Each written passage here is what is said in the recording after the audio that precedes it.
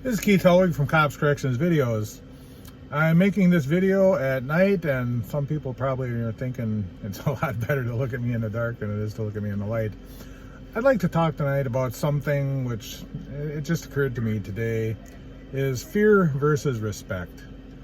You know, as correctional officers or as police officers, there's a difference between fear and respect. We've all had supervisors that we've feared.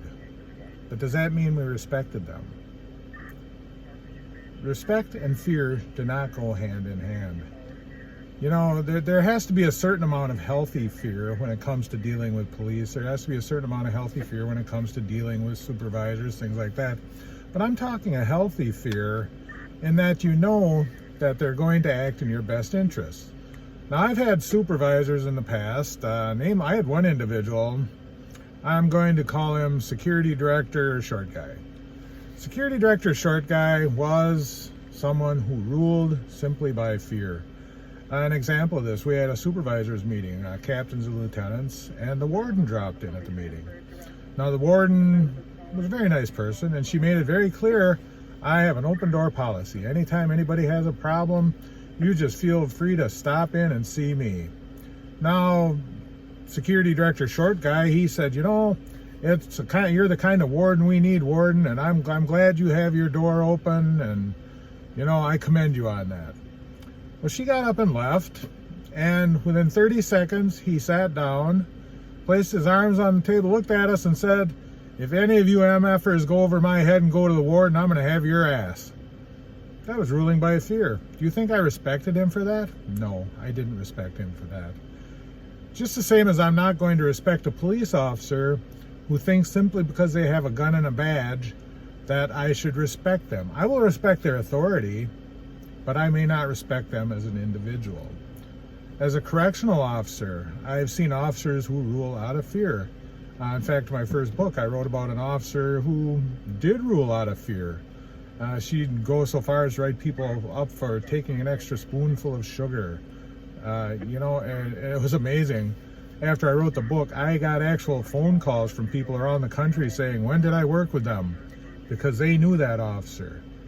And some of them, one from Australia said, geez, I must be from Australia because he recognized Security Director Short stuff from my book.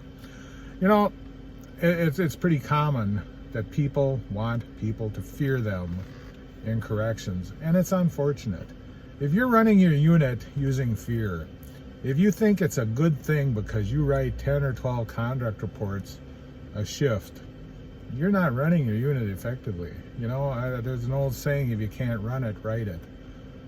Unfortunately, as a supervisor, I made the mistake of supporting people sometimes who had such attitudes. And when it came time to clamp down on them, it was hard to do so. It was truly hard to do so. So you have to feel, do people fear you or do they respect you? Now, there are a lot of people that I do have, I don't know if you'd call it fear.